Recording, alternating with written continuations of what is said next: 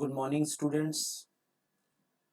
हमने जो last videos में डिस्कशन किया था कॉन्ट्रैक्ट एक्ट में, वो थे दो contracts, contracts of indemnity and contract of guarantee. उम्मीद है आप सब लोगों ने कॉपी अच्छे से कंप्लीट कर ली होगी। ये भी उम्मीद है कि आप लोगों ने स्टडी मटेरियल को अच्छे से पढ़ लिया होगा। आज जो हमारा डिस्कशन है वो है कॉन्ट्रैक्ट ऑफ बेलमेंट, राइट, और contract of bailment and pledge. ये बहुत इंपॉर्टेंट डिस्कशन है सीए इंटरमीडिएट में। लेकिन ये जो आज का हमारा वीडियो है ये फर्स्टली बेलमेंट के हाफ पार्ट को कवर करेगा।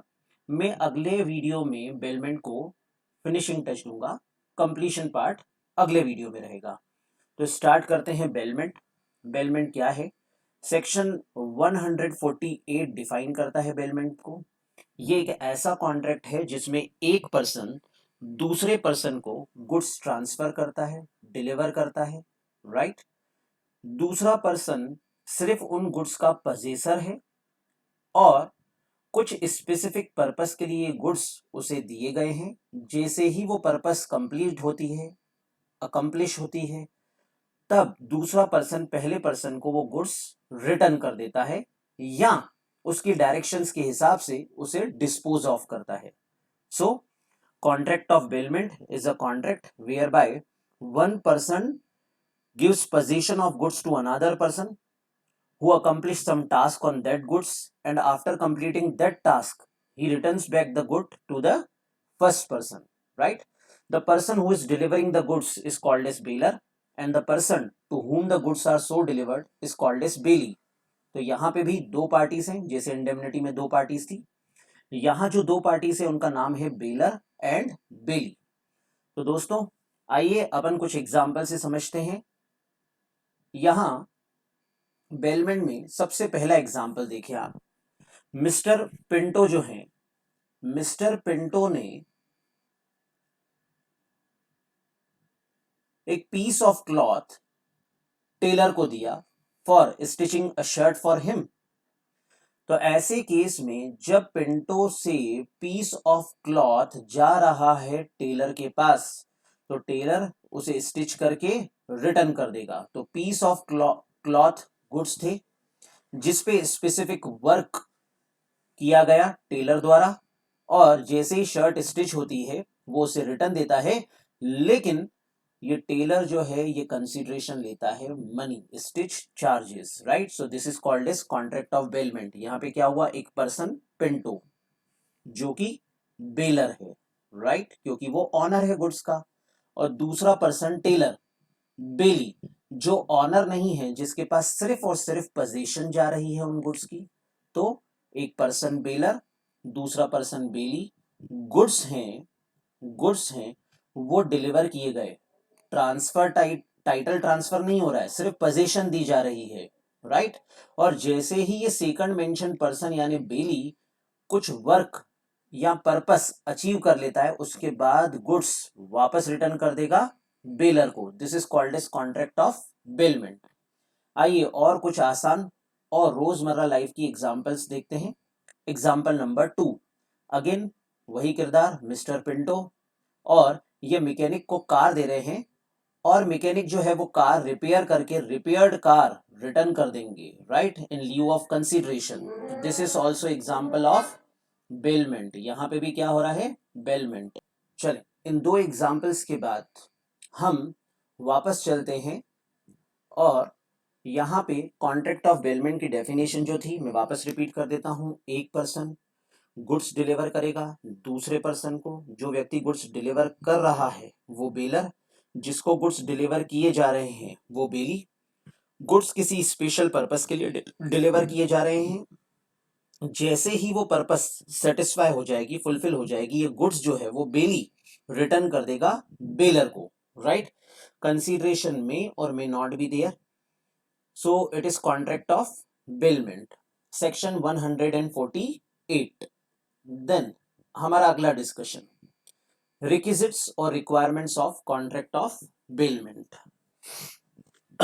सबसे पहली बात, there must be a contract there must be a contract. पहला कैरेक्टरिस्टिक है कॉन्ट्रैक्ट होना जरूरी है। बच्चों what is important is this contract में बी एक्सप्रेस्ड और दिस कॉन्ट्रैक्ट में बी इम्प्लाइड। सामान्यतः आप सीए फाउंडेशन में, सीएस फाउंडेशन में इस कॉन्सेप्ट को पढ़ते हैं कि इम्प्लाइड कॉन्ट्रैक्ट क्या है, आप सब लोगों को पता होगा। By the conduct of parties जो कॉन्ट्रैक्ट होते हैं। एक्सप्रेस्ड कॉन्ट्रैक्ट्स वो होते हैं जिसमें टर्म्स, कंडीशंस, सारे एस्पेक्ट्स दोनों पार्टीज के बीच में लिखे, बोले, समझे जाते हैं, एक्सप्रेस किए जाते हैं। लेकिन आप लोगों ने इम्प्लाइड कॉन्ट्रैक्ट में कैटेगरी पढ़ी थी क्वासी कॉन्ट्रैक्ट्स, राइट। तो ये क्वासी कॉन्ट्रैक्ट्स क्या थे? जो by very nature of law enter into हो जाते हैं। आपने वहां पे एक केस देखा था, finder of lost goods, right. तो ऐसे केस में जो फाइंडर ऑफ लॉस्ट गुड्स है वो ऑटोमेटिकली बेली बन जाता है by the very nature of law. तो इसलिए मैंने बताया कि यहाँ पे ये जो पहला कैरेक्टरिस्टिक है, इस पहले कैरेक्टरिस्टिक में क्या दे रखा है बच्चों? कॉन्ट्रैक्ट होना चाहिए, राइट। तो कॉन्ट्रैक्ट के लिए मैंने बोला द कॉन्ट्रैक्ट में भी एक्सप्रेस्ड और इम्प्लाइड। तो अभी हमने जो दो एग्जाम्पल्स देखे थे, जो हमने दो एग्जाम्पल्स देखे थे, एक एग्जाम्पल देखा था टेलर जिसे शर्ट स्टिच करने के लिए दी जा रही थी। दूसरा एक मैकेनिक का एग्जाम्पल देखा था जिसे कार रिपेयर करने के लिए दी जा रही थी। ऐसे दोनों कॉन्ट्रैक्ट्स एक्सप्रेस्ड थे। लेकिन लॉस्ट गुड्स का फाइंडर जो है वो जैसे ही गुड्स को लेगा automatically he becomes the bailee by very nature of law. एक क्वासी कॉन्ट्रैक्ट एंटर इनटू हो जाता है, वो ऑटोमेटिकली बेली बन जाता है। इस कारण यहाँ पे इम्प्लाइड कॉन्ट्रैक्ट भी शामिल होता है, राइट। देन अगला कैरेक्टरिस्टिक है डिलीवरी ऑफ पोजीशन। बहुत इंपॉर्टेंट कैरेक्टरिस्टिक है ये, पर्टिकुलरली इस कैरेक्टरिस्टिक पे क्वेश्चन भी आ चुका है, right. So delivery of position, baler goods का ऑनर है। बेलर बेली को जो गुड्स दे रहा है, जैसे अभी हमने पीस ऑफ क्लॉथ दिया था, कार दी थी रिपेयर होने के लिए, राइट। तो हम यानी बेलर जो डिलीवर कर रहा है वो पोजीशन डिलीवर कर रहा है, ना कि ट्रांसफर कर रहा है टाइटल। टाइटल मतलब property in goods, ownership, right. Ownership transfer नहीं हो रही है, सिर्फ गुड्स की क्या ट्रांसफर हो रही है? पोजीशन। और जैसे ही टास्क कंप्लीट होती है गुड्स वापस ऑनर के पास आ जाते हैं, राइट। तो इंपॉर्टेंट बात क्या है यहाँ पे? पोजीशन दी गई। अब यहाँ पे इंपॉर्टेंट चीज आती है कि ये जो पोजीशन दी जाएगी, ये पोजीशन कैसे दी जाएगी? तो दोस्तों आप सब लोगों ने फाउंडेशन में एक्चुअल डिलीवरी पढ़ा था, जैसे कार एक्चुअली दी गई रिपेयर करने के लिए, तो ये एक्चुअल डिलीवरी हो गई। लेकिन अगर ये कार हमारे ही गैरेज में पार्क है, लेकिन हम रिपेयर पर्सन को की दे देते कि उसे कलेक्ट कर लेना इस पर्टिकुलर जगह से, ऐसे केस में ये होती सिंबलिक डिलीवरी, राइट। तो चाहे एक्चुअल डिलीवरी हो, चाहे सिंबलिक डिलीवरी हो, चाहे कंस्ट्रक्टिव डिलीवरी हो, लेकिन गुड्स जो है उसका पोजीशन ट्रांसफर होना चाहिए, राइट। अब मुद्दा ये आता है कि इस title, custody, position, these three are one in same term, same terminologies, or are they different? तो क्या हम टाइटल, पोजीशन, कस्टडी को एक ही माने या इनमें कुछ डिफरेंसेस हैं, राइट। तो आप में से बहुत सारे स्टूडेंट्स जनरली मुझे क्लास में ये आंसर देते हैं कि पोजीशन और कस्टडी एक है सर, लेकिन टाइटल का मतलब तो ऑनरशिप होता है, जैसे हमने फाउंडेशन में पढ़ा। लेकिन एक एक एग्जाम्पल के माध्यम से यहाँ पे थोड़ा सा कंसेप्ट जो है वो क्लियर करते हैं। मामला क्या है इस एग्जाम्पल में देखते हैं हम। यहां आप देखें कैरेक्टरिस्टिक्स में मैंने तीन टर्म्स को डिफरेंशिएट करने की कोशिश की है, right. Position, title and custody, right. इस केस लॉ का नाम है राजा लक्ष्मी। मामला क्या है देखिए आप, टाइटल का मतलब ऑनरशिप होता है, मालिकाना हक होता है। यदि आप किसी और को गुड्स बेच देते तो टाइटल ट्रांसफर हो जाता, मालिकाना हक चला जाता आपका, राइट। सो टाइटल टर्म जो है वो आप शुरू से ही पढ़ते आते हैं, इसलिए आप इस बात से अवगत हैं कि टाइटल का मतलब प्रॉपर्टी, ऑनरशिप। लेकिन ये पोजीशन और कस्टडी क्या है? तो ऐसे केस में पोजीशन और कस्टडी, इसमें डिफरेंशिएट करते हैं एक केस लॉ से। राजा लक्ष्मी नाम की एक लेडी है, राइट, उनके पास कुछ ओल्ड ऑर्नामेंट्स हैं, पुरानी ज्वेलरी है उनकी, और वो उन्होंने दी गोल्ड स्मिथ को ताकि उस पुरानी ज्वेलरी और ऑर्नामेंट्स के अगेंस्ट कुछ नए ऑर्नामेंट्स जो हैं उसका कंस्ट्रक्शन हो, राइट। अब गोल्ड स्मिथ जो है उसने जब राजा लक्ष्मी से कॉन्ट्रैक्ट किया तो राजा लक्ष्मी ने कुछ कंडीशंस इम्पोज की। जरा ये कंडीशंस देखिए आप। पहली बात, ये जो गुड्स है, ये गुड्स भले चाहे गोल्ड स्मिथ के पास रहेंगे, लेकिन लेकिन इस राजा लक्ष्मी को इस गोल्ड स्मिथ पे बिल्कुल भरोसा नहीं है, राइट। तो कंडीशंस क्या रखी गई? सबसे पहली बात, ये गोल्ड जो है उसे मेल्ट किया जाएगा राजा लक्ष्मी के सामने, यानी कि गोल्ड स्मिथ की शॉप पे तब तक राजा लक्ष्मी बैठी रहेंगी, राइट। दूसरी बात, गोल्ड मेल्ट होने के बाद जिस जगह प्यूरिफाई होगा उस जगह भी राजा लक्ष्मी प्रेजेंट रहेंगी, उनकी आंखों के सामने ही होगा, राइट। अब जो नए ऑर्नामेंट्स हैं वो एक दिन में तो बन नहीं जाएंगे, over the period of time बनेंगे, फ्यू वीक्स या फ्यू डेज लगेंगे। तो राजा लक्ष्मी की अगली कंडीशन ये थी कि जब तक ये ऑर्नामेंट्स प्रोड्यूस नहीं हो जाते तब तक एक सेफ राजा लक्ष्मी अपने आप स्वयं लाएंगी, गोल्ड स्मिथ की दुकान पे रखेंगी, और उसी सेफ में डे एंड पे वो semi finished work in progress form में जो गोल्ड है या ऑर्नामेंट्स है उसे रखा जाएगा, राइट। तो राजा लक्ष्मी जो है वो डेली वॉच रखती थी, वो देखती थी कि गुड्स कहाँ तक प्रोड्यूस हुए, ऑर्नामेंट्स जो है कहाँ तक प्रोड्यूस हुई, उसके बाद उसे सेफ पे रखा जाता था। न सिर्फ इतना, बल्कि उसके बाद उस सेफ पे राजा लक्ष्मी ताला लगा के उसकी चाबी अपने साथ ले जाती थी, राइट। तो ऐसे केस में क्या हुआ, एक दिन उस गोल्ड स्मिथ की शॉप पे चोरी हो गई रात में। चोरी हो जाने के बाद जो गोल्ड स्मिथ था उसने पुलिस केस फाइल किया, right. At the very same time एक और पुलिस केस फाइल हुआ था, वो हुआ था राजा लक्ष्मी द्वारा, और वो हुआ था अगेंस्ट दैट गोल्ड स्मिथ की गोल्ड स्मिथ जो है उसे भरपाई करके दे उसके गोल्ड की जो चोरी हो गया है गोल्ड स्मिथ की शॉप से, जिसके के लिए वो जवाबदार है। लेकिन बहुत ही इंटरेस्टिंग सा डिसीजन आया बच्चों, यहाँ पहली बार डिफरेंशिएट किया गया था कि कस्टडी और पोजीशन अलग अलग चीज है, राइट। भले चाहे गोल्ड जो है वो गोल्ड स्मिथ की शॉप पे था, इट वाज जस्ट कस्टडी, लेकिन जो की है वो तो राजा लक्ष्मी अपने पास रखती है। तो ऐसे केस में पोजीशन ट्रांसफर किया ही नहीं गया है, राइट। और यही यहाँ पे सेकंड कंडीशन देखें आप कि बेलमेंट कॉन्ट्रैक्ट जो है उसकी सेकंड कंडीशन असेंशियल कैरेक्टरिस्टिक है delivery of position, position deliver होना जरूरी है, राइट। तो अब ये जो सेकंड कैरेक्टरिस्टिक है इस पे बेस्ड क्वेश्चन देखते हैं हम। मई 2007 में इंस्टीट्यूट की आस्किंग है, राइट। मई 2007 में सबसे पहला केस लिखा है, किसी व्यक्ति ने पार्क की अपनी car at a parking lot और उसके बाद उसे लॉक करने के बाद चाबी अपने साथ ले गया, he keeps the keys with himself. क्या ऐसे केस में ये बेलमेंट कॉन्ट्रैक्ट हो पाएगा, राइट, क्योंकि बेलर है, कार का ऑनर, गुड्स है, कार पोजीशन दी गई, कार जो है किसी पार्किंग लॉट में पार्क की गई है, लेकिन जब वो चाबी खुद के साथ ले जा रहा है बच्चों, तो क्या पोजीशन ट्रांसफर हुई? The answer is no. This does not result into valid bailment contract since the delivery of good has not taken place as if the key was with the owner, because की अगर वो दे देता तो फिर symbolic delivery मानी जाती, लेकिन यहाँ पे पोजीशन ट्रांसफर नहीं हुआ, राजा लक्ष्मी जैसा केस, राइट। दूसरा जो क्वेश्चन आया था 2007 में ही, मई का क्वेश्चन है, इसमें जो कस्टम अथॉरिटीज हैं उन्होंने किसी इंपोर्टर के गुड्स सीज किए थे।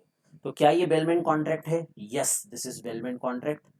गुड्स जो हैं वो सीज हुए हैं, केस यानी कि कार्यवाही चलेगी, जैसे ही कार्यवाही कंप्लीट हो जाएगी तो गुड्स जो हैं वो कस्टम अथॉरिटी उस पर्सन को वापस रिटर्न कर देंगी। This is called is contract of bailment. तो अब तक ये दो आस्किंग हुई इस पर्टिकुलर कैरेक्टरिस्टिक पे। वापस चलते हैं अपन हमने पहला कैरेक्टरिस्टिक देखा कॉन्ट्रैक्ट होना चाहिए, कॉन्ट्रैक्ट एक्सप्रेस्ड भी हो सकता है, इम्प्लाइड भी हो सकता है। दूसरा कैरेक्टरिस्टिक देखा हमने पोजीशन जो है वो डिलीवर की जानी चाहिए। मैंने आपको बताया टाइटल नहीं पोजीशन लिखा है, ऑनरशिप नहीं ट्रांसफर करनी है, वो सेल हो जाएगी, सिर्फ क्या देना है पोजीशन, राइट। तीसरा always for specific purpose, bailment contract में हमेशा एक स्पेसिफिक पर्पस के लिए गुड्स डिलीवर किए जाते हैं, राइट। दिस पर्पस में बी एक्सप्रेस, दिस पर्पस में बी इम्प्लाइड। जैसे जो फाइंडर ऑफ लॉस गुड्स है उसके साथ एक ऑटोमेटिक पर्पस आ गई कि he must give all his reasonable efforts to find the owner of goods, right. तो पर्पस जो है वो एक्सप्रेस्ड भी हो सकती है, इम्प्लाइड भी हो सकती है, राइट। आगे रिटर्न ऑफ गुड्स, अब जैसे ही वो पर्पस फुलफिल हो जाती है तो जो गुड्स हैं वो रिटर्न किए जाने हैं, राइट। ऐसे केस में बहुत इंपॉर्टेंट है सेक्शन 148 की डेफिनेशन। बेलर जो है वो कंडीशन ये भी इंपोज कर सकता है कि गुड्स जो हैं वो ओरिजिनल या अल्टर्ड फॉर्म में वापस बेलर को दिए जाए, या फिर बेलर डायरेक्शन दे सकता है बेली को और उस डायरेक्शन के हिसाब से इन गुड्स को डिस्पोज ऑफ किया जाएगा, राइट। तो return of goods after specific purpose. Then bailment contract is concern only with goods. जब हम सेक्शन 148 की डेफिनेशन पढ़ रहे थे तो डेफिनेशन में वर्डिंग थी गुड्स। आप सब लोगों ने सीए फाउंडेशन में सेल्स ऑफ गुड्स एक्ट पढ़ा है, जिसमें आपने पढ़ा है goods means movable property of any kind, is it right. तो गुड्स हमेशा मूवेबल प्रॉपर्टी होती है। अब मुद्दा ये आता है कि अगर किसी व्यक्ति ने किसी वर्क कॉन्ट्रैक्टर को अपने घर का कंस्ट्रक्शन करने के लिए दिया तो क्या वो बेलमेंट कॉन्ट्रैक्ट होगा? द आंसर इज नो, क्योंकि जिस जगह पे कंस्ट्रक्शन हो रहा है या फिर वर्क कॉन्ट्रैक्ट में जो भी कंस्ट्रक्शन हुआ उसके बाद सपोज वो इमूवेबल प्रॉपर्टी बनके तैयार हो गई तो क्या वो यहाँ आएगा? नहीं। रीजन सिर्फ और सिर्फ गुड्स। अगर आपने किसी को लैंड जो है वो लीज पे दिया, राइट, और उसके बाद वो आपको रिटर्न कर देगा लीज पीरियड एक्सपायर होने पे, तो क्या ये बेलमेंट होगा? नहीं, क्योंकि लैंड इमूवेबल प्रॉपर्टी है। लेकिन अगर आप अपना टू व्हीलर फोर व्हीलर किसी को रेंट पे दें, जैसे ही पर्पस फुलफिल होगा वो रेंट के साथ आपको आपका व्हीकल रिटर्न कर देगा, क्या ये बेलमेंट कॉन्ट्रैक्ट हुआ? यस, क्योंकि यहाँ पे कार इमूवेबल प्रॉपर्टी नहीं है, कार गुड्स हैं। तो क्या 5 कंडीशंस हैं या एसेंशियल कैरेक्टरिस्टिक्स हैं या रिक्विजिट्स हैं बेलमेंट के? पहली बात कॉन्ट्रैक्ट होना चाहिए, पोजीशन ट्रांसफर हो स्पेसिफिक पर्पस के लिए, जैसे ही पर्पस फुलफिल हो गुड्स या तो रिटर्न आए या फिर डिस्पोज ऑफ किए जाएं according to the directions of bailor, and goods ही बेलमेंट का सब्जेक्ट मैटर होंगे, कभी भी इमूवेबल प्रॉपर्टी नहीं हो सकती, राइट। तो दो चीजें हमने डिस्कस की, एक बेलमेंट कॉन्ट्रैक्ट क्या, दूसरा उसके रिक्विजिट्स। अगला जो हमारा डिस्कशन है कंसीडरेशन है। तो लिखा है in a contract of bailment the consideration is generally in the form of money payment either by the bailor or by the bailee. So bailor और बेली दोनों में से कोई एक व्यक्ति कंसीडरेशन दे सकता है। लेकिन अगर हम और केयरफुली और ध्यान से इसको पढ़ते हैं तो हम बेलमेंट कॉन्ट्रैक्ट का ये क्लासिफिकेशन कर सकते हैं। क्लासिफिकेशन क्या है देखिए आप, पहला क्लासिफिकेशन है for the exclusive benefit of बेली। ऐसे कॉन्ट्रैक्ट्स जो सिर्फ और सिर्फ एक्सक्लूसिव बेनिफिट ऑफ बेली के लिए हो। एक इंटरेस्टिंग सा एग्जांपल देखते हैं हम। So example number 4, right. तो क्या है मामला? मिस्टर पिंटो हैं, राइट। रोज सुबह उठते हैं, अपने घर की बालकनी में खड़े होते हैं और रोज देखते हैं एक बच्चा जो है वो अपने स्कूल जा रहा है। 6th स्टैंडर्ड का बच्चा है, छोटा है, लेकिन काफी वजन भरा बैग जो है वो तोक के जा रहा है और वो पैदल पैदल जा रहा है। पिंटो जो है रोज उसी बालक को देखते हैं, रोज उस बालक की दिनचर्या क्या है, वो पैदल पैदल सुबह उठ के स्कूल जा रहा है। पिंटो का एक दिन दिल पसीजा, पिंटो ने उस बच्चे को रोका और उससे पूछा कि कहाँ से आते हो? तो बच्चे ने बताया कि मैं 5 किलोमीटर दूर से पैदल चल के यहाँ पे आता हूँ, एक गांव का रहवासी हूँ और वहां से यहाँ पे आता हूँ स्कूल पढ़ने। पिंटो ने सोचा क्यों ना एक पुरानी साइकिल जो ऐसे ही उसके पास पड़ी हुई है भंगार में उसे दे दी जाए, राइट। तो पिंटो ने 4 साल के लिए उसे ये साइकिल दे दी, लेकिन शर्त ये रखी कि 4 साल बाद जब तुम 10th स्टैंडर्ड क्लियर कर दोगे उसके बाद ये मुझे साइकिल वापस दे दोगे। बच्चा जो है उसने ले ली, उसके पेरेंट्स ने उस पर रिपेयर मेंटेनेंस करवाया, से 1000 रुपये खर्च किए उस साइकिल को रिपेयर करवाने पे। अब बच्चा जो है अगले दिन से साइकिल पे स्कूल जा रहा है and Pinto is very happy. Now ऐसे केस में आप देखें पिंटो जो है उसने बच्चे से कोई कंसिडरेशन नहीं लिया है। That contract is exclusively for the benefit of whom, bailee. Bailor कौन? पिंटो। गुड्स का मालिकाना हक किसके पास है? पिंटो के पास, राइट। बेली कौन? वो बच्चा जो अब इन गुड्स को यूज करेगा, राइट। ये एग्जाम्पल आगे काम में आएगा, याद रखिएगा। दूसरा, for the exclusive benefit of baler. Baler के एक्सक्लूसिव बेनिफिट के लिए तो चले हम एक और एग्जाम्पल देखते हैं, राइट। हमारा एग्जाम्पल नंबर 3। पिंटो साहब जो हैं वो फॉरेन टूर पे जा रहे हैं, राइट। बाहर घूमने जा रहे हैं, उन्हें लग रहा है कि घर पे जो रिस्की आइटम्स पड़े हैं वो किसी को हैंड ओवर करके जाएं। तो बहुत नेसेसरी कागजात, एफडी, गोल्ड, ऑर्नामेंट्स, सिल्वर के ज्वेलरी वगैरह जो भी हैं वो सब उन्होंने एक बॉक्स में डंप किया, उस बॉक्स पे ताला लगाया और फिर अपने पड़ोसी मिस्टर ए को दे के आए। ये पड़ोसी जो है ये पिंटो साहब के नेबर कम फ्रेंड हैं, यानी बहुत अच्छे मित्र भी हैं एज वेल एज नेबर भी हैं, और पिंटो को इन पे खूब ट्रस्ट है। पिंटो फॉरेन टूर पे जा रहे हैं पूरे 20 दिन के लिए, राइट। अब पड़ोसी ने बहुत ईमानदारी से और बहुत सचेतता से इन सारे डॉक्यूमेंट्स को, precious, semi precious, gold, material, jewellery, diamonds etcetera जो भी हैं उनसे भरा हुआ बॉक्स जो है वो अपने पास रखा, राइट। 20 दिन बाद पिंटो ये फॉरेन टूर कंप्लीट करके आए और ऐसे केस में मिस्टर ए ने पूरा बॉक्स हैंड ओवर कर दिया पिंटो साहब को, राइट। क्या पर्पस था यहाँ पे? यहाँ पे ये जो कॉन्ट्रैक्ट था ये था एक्सक्लूसिव बेनिफिट ऑफ बेलर के लिए, राइट। तो आप देखें, पहला था for exclusive benefit of Bailey, for exclusive benefit of baler. लेकिन बच्चों ये जो कॉन्ट्रैक्ट्स हैं इनमें कंसीडरेशन इन्वॉल्व नहीं थी अभी तक, जो दोनों मेरे एग्जाम्पल थे, राइट।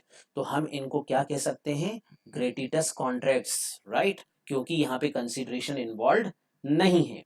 लेकिन अगला क्लासिफिकेशन आप ऊपर देखें, mutual benefit of bailor and bailee. ऊपर था exclusive benefit of bailee, exclusive benefit of bailor, और अब आ रहा है mutual benefit of bailor and bailee. तो आपने आज जो example number 1 and example number 2 देखे थे, जब आप एक पीस ऑफ क्लॉथ टेलर को दे रहे थे फॉर स्टिचिंग, तो ऐसे केस में ये कॉन्ट्रैक्ट ऐसा था जहां पिंटो साहब को स्टिच्ड शर्ट मिल रही है लेकिन टेलर साहब को कंसिडरेशन में उनका रेम्यूनरेशन मिल रहा है। In the very same manner यहाँ पे रिपेयर्ड कार पिंटो साहब को मिल रही थी तो पिंटो को भी बेनिफिट हुआ, और मैकेनिक जो है उन्होंने भी कंसिडरेशन चार्ज की थी तो उन्हें भी कंसिडरेशन मिल गई, राइट। तो ये दोनों एग्जाम्पल्स जो एग्जाम्पल 1 एंड 2 थे वो किस चीज के लिए थे? म्यूचुअल बेनिफिट्स को बताते थे, राइट। लेकिन जब आप एग्जाम्पल नंबर 3 देख रहे थे, जब पिंटो जो है वो फॉरेन टूर पे जा रहे थे और उन्होंने कस्टडी में दिए थे कुछ इंपॉर्टेंट डॉक्यूमेंट्स या पोजीशन दी थी इंपॉर्टेंट डॉक्यूमेंट्स, गोल्ड वगैरह, ज्वेलरी वगैरह की मिस्टर ए को जो नेबर थे, एक्सक्लूसिव बेनिफिट ऑफ बेलर, बच्चे की हेल्प के लिए एक cycle the, exclusive benefit of बेली। लेकिन आप देखें यहाँ पे ये जो 5वां एग्जाम्पल है, राइट, ये इस पे क्वेश्चन आया था इसलिए मैंने एग्जाम्पल लिया है। लेट अस सपोज एक सप्लायर है गुड्स का, राइट, उसे गुड्स जो है वो सप्लाई करने हैं और उसने किसी ट्रांसपोर्टर को वो हैंड ओवर किए ताकि वो ट्रांसपोर्टर उसे एक प्लेस से दूसरे प्लेस तक ट्रांसपोर्ट कर सके।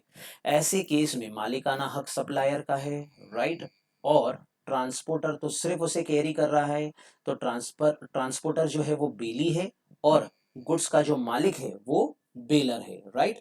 लेकिन यहाँ पे ये म्यूचुअल बेनिफिट आ जाएगा। रीजन, ट्रांसपोर्टर को क्या मिलेगा? फ्रेट, और इस पर्सन के लिए क्या हो जाएंगे? गुड्स जो है उनका ट्रांसपोर्टेशन हो जाएगा। Is it right? तो ये म्यूचुअल बेनिफिट के एग्जाम्पल थे। लेकिन इन्हीं सारे कॉन्ट्रैक्ट्स को आप और कैसे क्लासीफाई कर सकते हैं? Where there is no consideration, right, then gratuitous contracts, and where there is consideration involved in the contract then non gratuitous। is it right? आप चाहें तो इस क्लासिफिकेशन को ऐसे भी देख सकते हैं।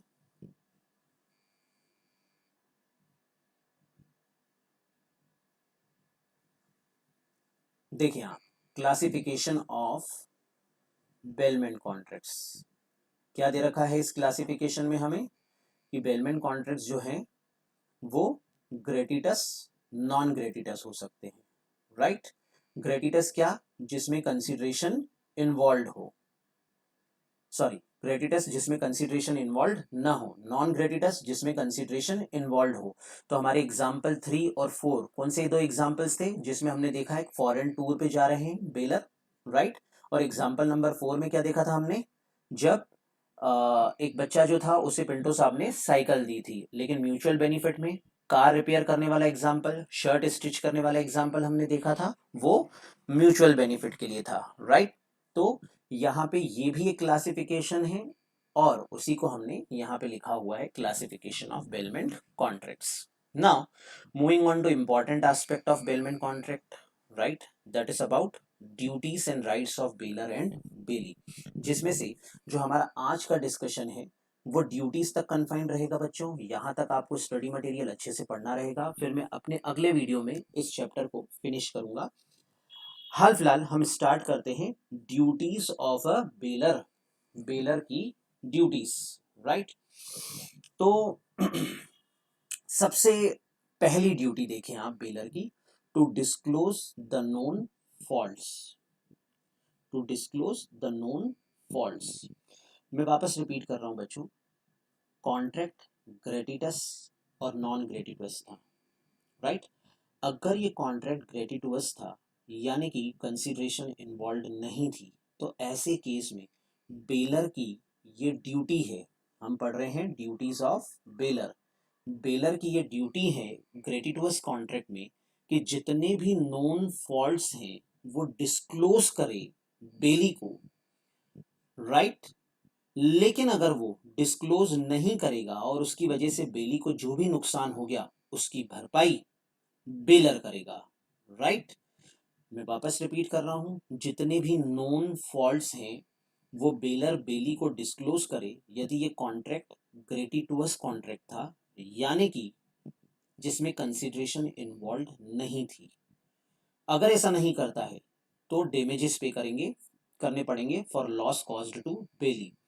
लेकिन यदि ये कॉन्ट्रैक्ट फॉर रिवॉर्ड हो, यानी कि इसमें कंसिडरेशन इन्वॉल्व हो, यानी ये नॉन ग्रेटिटुअस कॉन्ट्रैक्ट्स हैं, तो नॉन ग्रेटिटुअस कॉन्ट्रैक्ट्स के अंदर बेलर जो है उसे सारे फॉल्ट्स डिस्क्लोज करने होंगे, भले चाहे उसे नोन हो या नहीं हो।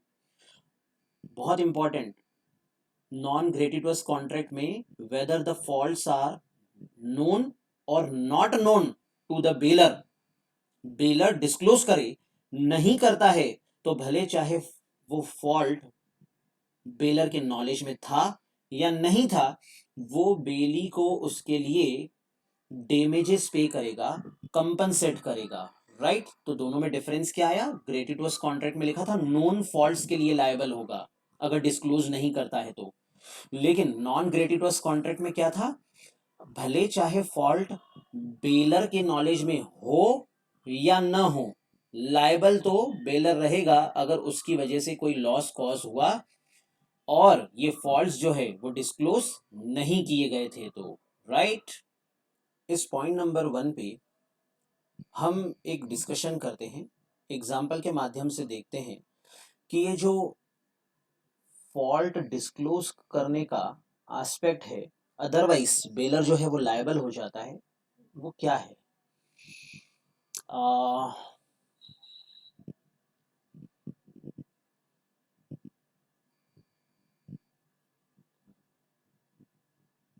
आप देखिए ड्यूटीज ऑफ बेलर के अंदर इस एग्जाम्पल को, यहाँ पिंटो साहब जो है वो गोवा घूमने गए, राइट।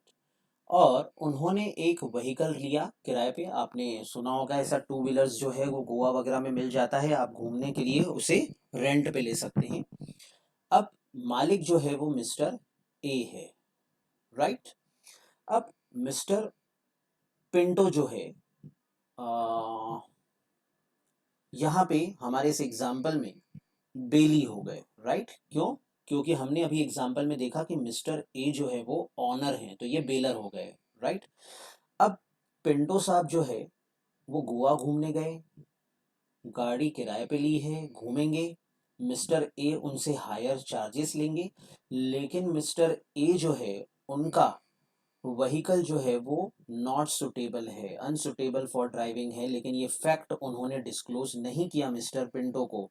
तो मिस्टर पिंटो के नॉलेज में ये बात नहीं आई। क्यों? क्योंकि डिस्क्लोजर किसने नहीं किया? मिस्टर ए ने।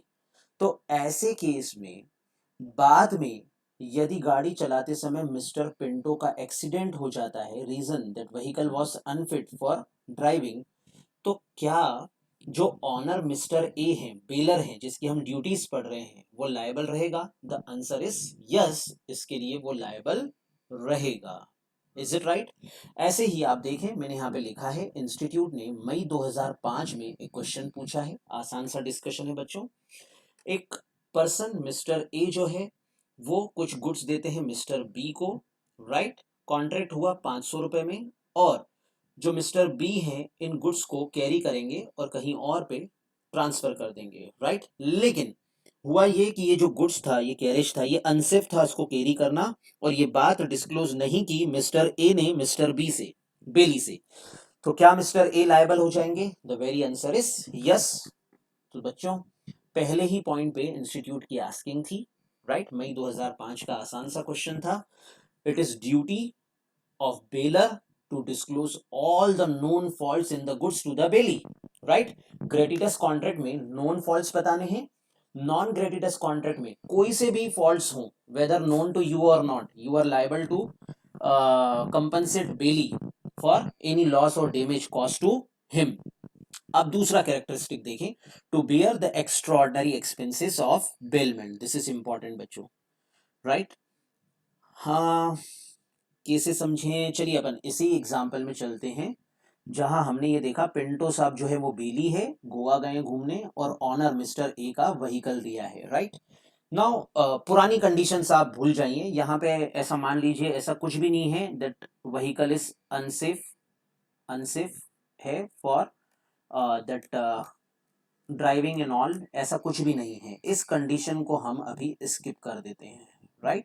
अब जरा ध्यान दीजिएगा, पिंटो साहब गोवा गए घूमने, मिस्टर ए का व्हीकल है, राइट? ही इज ऑनर, किराए पे लिया पिंटो साहब ने, ये बन गए बेली, और ऑनर जो है वो है बेलर। अब इस व्हीकल जो है इसमें पेट्रोल भरवाना है, ये एक ऑर्डिनरी एक्सपेंस है, इसके लिए कौन लायबल? बेली, राइट? आप याद रखिएगा हमेशा, ये बात आपको आगे प्लेज में भी काम में आएगी, इसलिए रिपीट कर रहा हूं, हमेशा जितने भी ऑर्डिनरी एक्सपेंसेस होंगे उसके लिए बेली लायबल। जैसे जैसे गाड़ी चलाते चलाते पेट्रोल कम हो रहा है, खत्म हो रहा है, पिंटो ने पेट्रोल डलवाया, गाड़ी चला भी कौन रहा है? पिंटो। डलवा भी कौन रहा है पेट्रोल उसमें? पिंटो। ऑर्डिनरी एक्सपेंस है, राइट? उसकी क्लच वायर सही करवा दी, थोड़ा उनको अनईजी लग रहा था उसे चलाने में, राइट? ब्रेक सही करवा दिए, ऑर्डिनरी एक्सपेंस। लेकिन लेकिन अगर कोई एक्स्ट्रॉर्डनरी एक्सपेंस हुआ, जैसे उस गाड़ी में स्टैंड ही नहीं थी, राइट? और पिंटो ने उसे इंस्टॉल करवाया, राइट? उस पैसे की भरपाई कौन करेगा? बेलर करेगा, यानी ऑनर मिस्टर ए। तो हमेशा ऐसा होगा बेलमेंट कॉन्ट्रैक्ट में कि जितने भी ऑर्डिनरी एक्सपेंसेस हैं उसके लिए बेली लायबल, लेकिन हम पढ़ रहे हैं ड्यूटीज ऑफ बेलर, तो जितने भी एक्स्ट्राऑर्डिनरी एक्सपेंसेस होते हैं बेलमेंट पे उसके लिए हमेशा बेलर लायबल रहेगा, राइट? चलिए, हमारा अगला ड्यूटी जो है बेलर का वो है premature termination of gratuitous bailment. तो ग्रेटिटस बेलमेंट क्या था? जिसमें कंसीडरेशन इन्वॉल्व नहीं थी, और यदि आप उसका प्री मैच्योर टर्मिनेशन करते हैं तो आपको इंडेमनीफाई करना पड़ेगा, कंपनसेट करना पड़ेगा बेलमेंट, बेली को, राइट? देखते हैं क्या मामला है। हमने एक एग्जाम्पल नंबर 4 डिस्कस किया था, हम उधर चलते हैं, right? This is example number 4। Pinto साहब का दिल पसीचा था एक बच्चे को देख के, जो खूब दूर से पैदल पैदल आ रहा है, भारी वजन लेके, अपनी पढ़ाई का बैग लेके, राइट? पिंटो साहब ने अपनी पुरानी साइकिल जो भंगार में पड़ी हुई थी वो इस बच्चे को दे दी। अगले दिन पिंटो साहब बहुत खुश थे क्योंकि अगले ही दिन उन्होंने देखा था बच्चा जो है वो अब पैदल नहीं आ रहा है, अपने गांव से साइकिल पे आया, and Pinto is very happy, right. लेकिन पिंटो ने कुछ दिन और देखा तो देखा है साइकिल तो बहुत अच्छी दिख रही है, बहुत अच्छे से चलाई है, राइट। क्यों मैंने इसको भंगार में रखा था? तो पिंटो जो है वो तो मिस्टर पिंटो ही हैं। आप इस एग्जाम्पल को और इस किरदार को मेरी क्लास में हमेशा देखते ही हैं। पिंटो साहब जो है उन्हें लगा कि यार साइकिल देके गलती हो गई, राइट। तो उन्होंने अगले ही दिन बच्चे को बोला रुक, उसका बैग उसे दिया और बोला ये साइकिल मेरी है, मैं ले जाऊंगा अपने पास।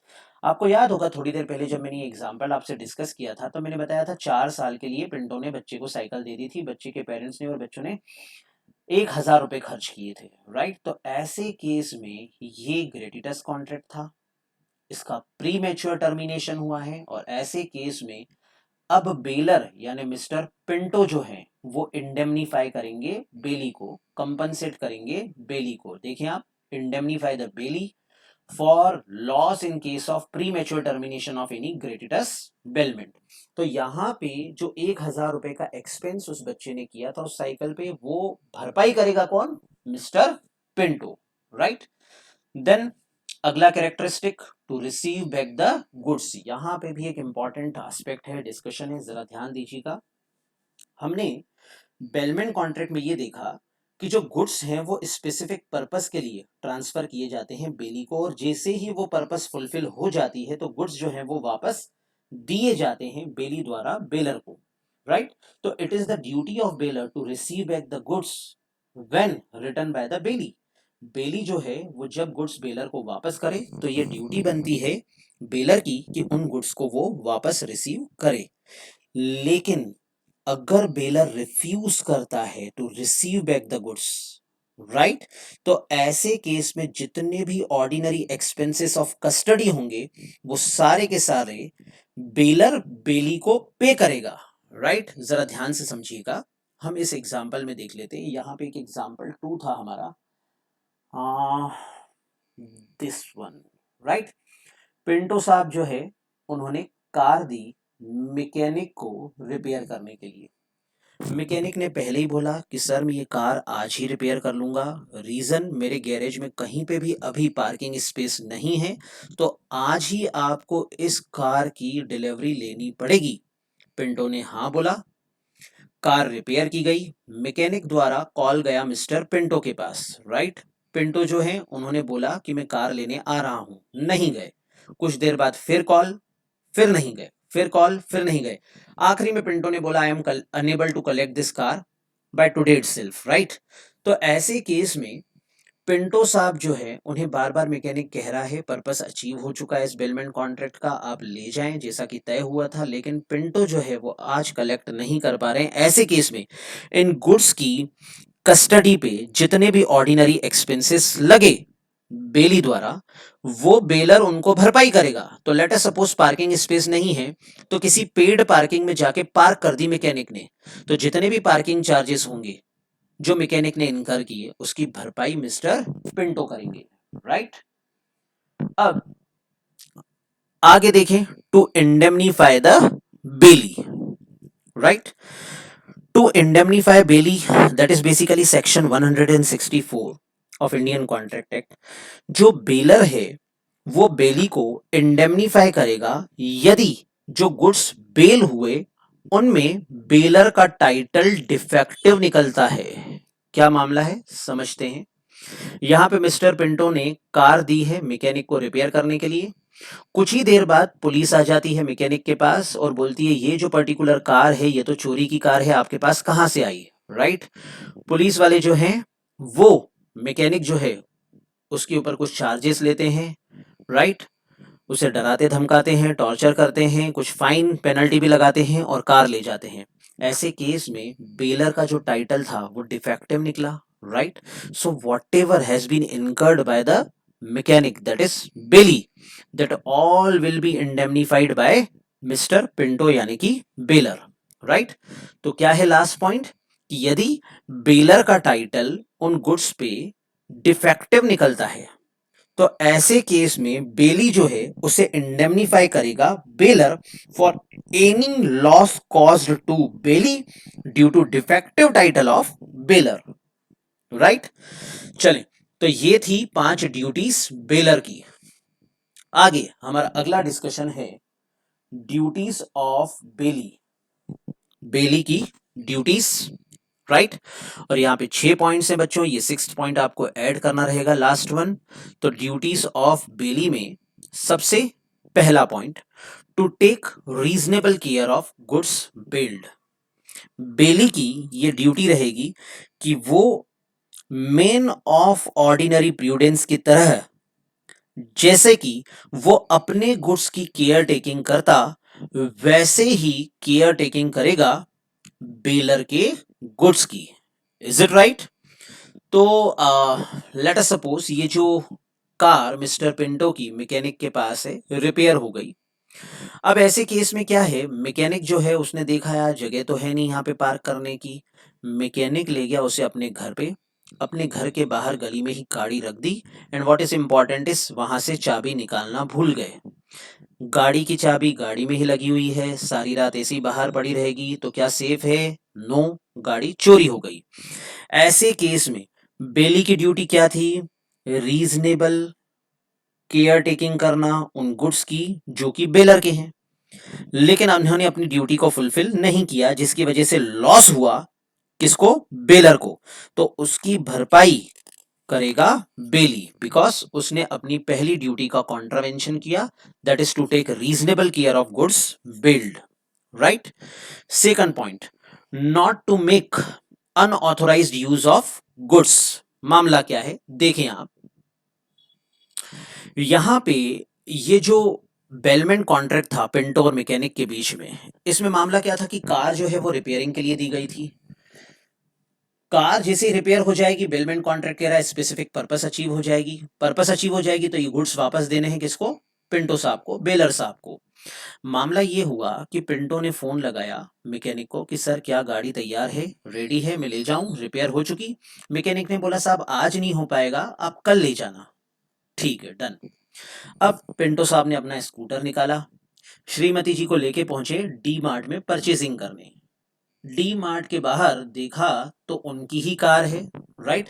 लेकिन वहां पे बाहर पार्किंग में भले उनकी कार खड़ी थी, जरा ध्यान दीजिएगा, मैकेनिक अपनी फैमिली के साथ या किसी इंपॉर्टेंट पर्सन के साथ वहां पे घूम रहा है या परचेसिंग करने आया है, ठीक है। ऐसे केस में what mechanic is doing is inconsistent use of the goods build. Goods क्या थे? कार। किस पर्पस के लिए आए थे? रिपेयरिंग के लिए। लेकिन कार जो है वो मैकेनिक पर्सनल यूज के लिए ले रहा है, that is unauthorised use, right. तो बेली की ड्यूटी क्या थी? Not to make any unauthorised use of goods. ऐसे केस में यदि बेली इनकंसिस्टेंट यूज करता है तो फिर ऐसे केस में बेलमेंट जो है वो वॉइडेबल हो जाएगा at the option of baler. यानी कि बेलर चाहे तो उसी समय डीमार्ट के बाहर से कार ले जाए अपनी और मिस्टर मैकेनिक को बोले कि अब जाओ तुम पैदल अपने घर वालों के साथ, राइट।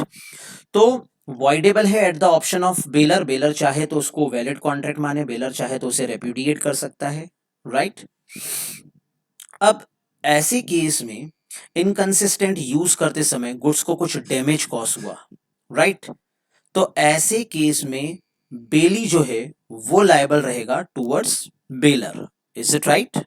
तो पहली ड्यूटी क्या थी कि रीजनेबल केयर टेकिंग करे, जैसे कि वो उसके ही गुड्स हैं, उसके द्वारा ओन्ड है। दूसरा क्या था? अनऑथराइज यूज न करे। तीसरा पॉइंट ये आपको समझना रहेगा, प्लीज जरा ध्यान दीजिएगा। थर्ड नंबर ड्यूटी है बेली की, not to mix the goods bailed with his own goods. Bailee जो है वो बेलर के गुड्स को अपने गुड्स के साथ मिक्स न करे, राइट। अगर ऐसा किया तो क्या? सबसे पहली बात सेक्शन 155 बोलता है, सेक्शन 155 बोलता है कि यहां पे दोनों पार्टीज का जो इंटरेस्ट है, मालिकाना हक है, वो प्रोपोर्शनेट रहेगा। दूसरी बात, सेक्शन 156 क्या बोलता है? यदि ये गुड्स सेपरेबल हैं, जैसे शुगर की बैग्स हैं, राइट, और शुगर जो है वो बैग्स में बेलर द्वारा बेली को दिया गया, बेली के पास खुद शुगर बैग्स हैं। ऐसे केस में दोनों की पैकेजिंग अलग अलग है और इजीली पता चल रहा है कि कौन सी शुगर किसकी। क्या गुड्स सेपरेबल हैं? The answer is yes. अगर सेपरेबल हैं तो ये ड्यूटी रहेगी बेली की कि उन गुड्स को सेपरेट करे और जितने भी एक्सपेंसेस ऑफ सेपरेशन होंगे वो सारे के सारे बेली जो है उसे बियर करने होंगे। लेकिन सेक्शन 157 बताता है कि यदि गुड्स ऐसे हैं जो मिक्स हो गए तो वो सेपरेबल नहीं रहेंगे, राइट। जैसे कोल था, एक ट्रक ऑफ कोल आई, राइट, और उसके ऊपर दूसरी ट्रक ऑफ कोल अनलोड की गई, तो दोनों ट्रक फुल ऑफ कोल, कोयले से भरी हुई ट्रक्स एक जगह पे आके अनलोड की गई, राइट, डम किया गया कोयला नीचे, एक बेलर और एक बेली की स्वयं की। क्या अब इस कोल को सेपरेट करना मुमकिन है? हो सकता है दोनों की क्वालिटी अलग अलग हो, नॉट सेपरेबल। तो ऐसे केस में bailee shall be liable to pay damages to bailor for any loss caused, किसी भी लॉस के लिए बेली जो है वो जिम्मेदार होगा यदि बेलर को होता है, राइट। जो आस्किंग रही इस पे वो रही नवंबर 2008 की, राइट। आस्किंग क्या थी कि एक पर्सन ने हाई क्वालिटी शुगर दूसरे पर्सन को डिलीवर की, राइट, और जो बेली था उसने क्या किया, उसमें एक और शुगर जो बेली की खुद की थी वो मिक्स कर दी, राइट। अब चूंकि गुड्स मिक्स हो गए तो बेलर जो है वो उन गुड्स को सेल नहीं कर पाया जो कि उसका कॉन्ट्रैक्ट था मार्केट प्राइस पे से ₹40 पर केजी या 50 पर केजी में उसने सेल करना था। चूंकि गुड्स मिक्स हो गए, अब सेपरेबल नहीं है, बेलर को नुकसान हुआ क्वांटिटी इनटू जो रेट था, हमने देखा 40-50 रुपीस पर केजी, उतना डैमेज बेलर बेली से क्लेम कर सकता है। नवंबर 2018 में आस्किंग हुई है इस क्वेश्चन की, राइट। तो हमने पहली बात देखी क्या कि प्रोपोर्शनेट इंटरेस्ट रहेगा। दूसरी बात ये देखी कि अगर गुड्स सेपरेबल हैं तो सेपरेशन के एक्सपेंसेस बेली बियर करेगा, नॉन सेपरेबल हैं तो जितने भी डैमेजेस और लॉस बेलर को होंगे उसकी भरपाई बेली करके देगा। ये सेक्शन 157 था, राइट। आगे आते हैं, not to set up an adverse title. ये बेली की अगली ड्यूटी है कि बेली कभी भी एडवर्स टाइटल सेट नहीं करे, राइट। यानी कि जो गुड्स हैं वो सिर्फ और सिर्फ किसको दे, वापस दे बेलर को, ना कि किसी और पर्सन को। देखते हैं हम क्या मामला है, not to set up an adverse title. तो पिंटो साहब की कार वाले एग्जांपल ले लेते हैं। पिंटो साहब मालिक हैं कार के, मैकेनिक को दी गई कार रिपेयर करने के लिए। कुछ देर पहले हमने देखा था कि पुलिस आ गई थी मैकेनिक के पास कि ये कार तो चोरी की है। अब मैकेनिक साहब जो है वो कह रहे हैं कि साहब वो तो पिंटो साहब शक्ल से ही चोर लग रहे थे, मुझे लग ही रहा था ये कार उनकी हो ही नहीं सकती, अच्छा हुआ आप आ गए, ले जाओ, वो व्यक्ति तो लग ही चोर रहा था। तो ये बीइंग बेली मैकेनिक की ड्यूटी नहीं है। मैकेनिक की ड्यूटी क्या है, not to set up an adverse title. क्या मामला है समझते हैं। मिस्टर मैकेनिक उसी समय पुलिसमैन जो है उसे डिलीवरी नहीं ले जाने दे, कार ले जाने नहीं दे, उनसे रिक्वेस्ट करें कि सर आप प्लीज 5 मिनट रुक जाइए, I am having mobile phone number of mister Pinto, I am calling him, मैं उसको बुलाता हूँ और आप चाहें तो थोड़ी देर बाद आए या फिर आप वेट करें, पिंटो साहब जैसे ही आए और आप उनसे वार्तालाप करें, राइट। तो ये जो पर्टिकुलर कार है मुझे तो मेरे क्लाइंट ने रिपेयर करने के लिए दी है, राइट, तो मेरे ख्याल से मुझे उसे ही वापस देनी चाहिए, मैं आपको ऐसे ही ले जाने नहीं दूंगा जब तक कि बेलर की परमिशन नहीं होगी। यानी कि एडवर्स टाइटल सेट नहीं करना है, ऐसी ड्यूटी बनती है किसकी बच्चों, बेली की, राइट। आगे, to return the goods bailed, right. जो भी गुड्स बेलर ने बेली को दिए हैं वो बेलर को बेली वापस दे जब भी बेलर डिमांड करता है, राइट। अगर कुछ ऐसा बेलमेंट कॉन्ट्रैक्ट है जो टाइम पे डिपेंडेंट है तो जब टाइम एक्सपायर हो, राइट। और अगर एक ऐसा कॉन्ट्रैक्ट है जिसकी एक स्पेसिफिक पर्पस थी तो जैसे ही पर्पस फुलफिल हो जाए और उस टाइम पे बेलर डिमांड करे तो बेली की ये ड्यूटी बनती है कि उसे वो वापस दे दे, राइट। लेकिन अगर बेली ऐसा नहीं करता है और वो गुड्स बेली के पास ही रहते हैं even after demanding the goods by the baler, तो गुड्स की सारी रिस्क बेली की हो जाएगी।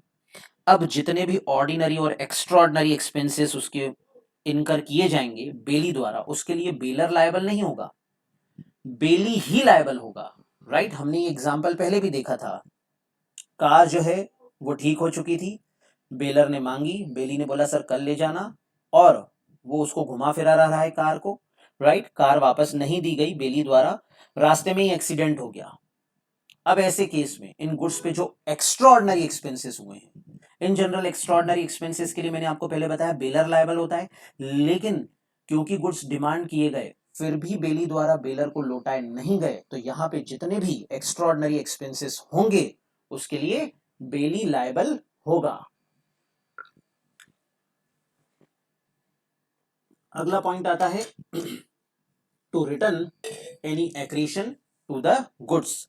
अगर गुड्स में कुछ वैल्यू एडिशन होता है, कुछ एक्रीशन होता है, राइट, तो ऐसे केस में उस एक्रीशन के साथ ओरिजिनल गुड्स को भी बेली जो है वो बेलर को रिटर्न करेगा। राइट, तो इन जनरल एक एग्जाम्पल सालों से चला आ रहा है, हर बुक में है। Right, so what is that, mister A leaves a cow in the custody of mister B. Right, the cow gives birth to a calf. Right, तो दैट काफ इज एक्रीशन, जैसे कि मैंने आपको बताया कि जितने भी एक्रीशन होंगे गुड्स में वो रिटर्न देना पड़ेगा। तो काउ जो है उसने बर्थ दिया काफ को, ये एक्रीशन है। बी यानी बेलर की ये ड्यूटी रहेगी, सॉरी बेली की ये ड्यूटी रहेगी कि न सिर्फ काउ को बल्कि जिस काफ को बर्थ दिया उस काउ ने, उस काफ को भी रिटर्न करे बेलर को। राइट, लेकिन ये तो घिसा पिटा एग्जाम्पल है, हर बुक में आपको मिल जाएगा। राइट, कुछ इंटरेस्टिंग से केसेस देखते हैं। राइट, सबसे पहला case, let us suppose mister A जो है उसके पास किसी कंपनी के शेयर्स हैं। अब ये जो शेयर्स हैं ये उसने किसी व्यक्ति को दिए एज अ सिक्योरिटी, बाद में बोनस शेयर्स अलॉट हुए, 2 के बदले 1। राइट, तो ऐसे केस में जो बोनस शेयर्स हैं वो एक्रीशन है, तो क्या बेली अपने पास रख ले कि बेलर को रिटर्न करे? ये क्वेश्चन नवंबर 2008 का है। राइट, और यहां पे ये जो बोनस शेयर्स हैं ऐसे केस में भी एक्रीशन का ऑनरशिप, हक, अधिकार बेलर का रहेगा, बेली उसे रिटर्न करेगा। राइट, एक और एग्जांपल देखते हैं। Let us suppose mister A ने अपनी एफडी गिरवी रखी मिस्टर बी के पास। राइट, इस एफडी पे भी इंटरेस्ट चार्ज हो रहा है।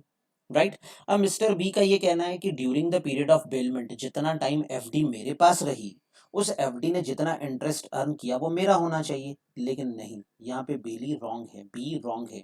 एफडी ओरिजिनली किसकी है? मिस्टर ए की। गिरवी रखी वो बेलर है, उन्होंने गिरवी रखी किसी बेली के पास। तो ऐसे केस पे उस एफडी पे जितना भी इंटरेस्ट एक्रू होगा वो एक्रीशन है, और ये एक्रीशन बेली जो है वो बेलर को अदा करेगा। राइट, तो बच्चों आज का जो हमारा डिस्कशन था वो यहाँ तक का ही था। आप सब लोग ये सारा discussion contract of bailment, requisites और characteristics of bailment contract, consideration, classification, duties and rights में हमने सिर्फ अभी ड्यूटीज पढ़ी हैं, बेलर की भी बेली की भी। आगे राइट्स पढ़ के और फिर एक फिनिशिंग टॉपिक जो है टर्मिनेशन और फाइंडर ऑफ लॉस्ट गुड्स, वो हम पढ़ के इस टॉपिक को खत्म करेंगे।